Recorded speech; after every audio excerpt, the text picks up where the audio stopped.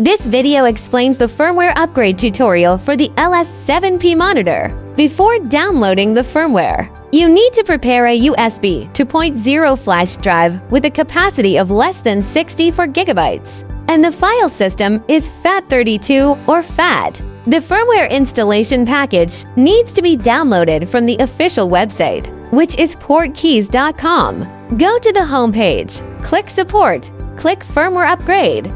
Find the monitor model that needs to be upgraded and download the firmware. After the download is complete, unzip the firmware compressed package and move the bin file to the root directory of the USB flash drive. Before starting the upgrade, check whether the monitor has sufficient power. The upgrade process takes a long time, and the power cannot be turned off or operated during the process. Connect the USB flash drive to the USB port of the monitor. Click the screen to call up the screen menu.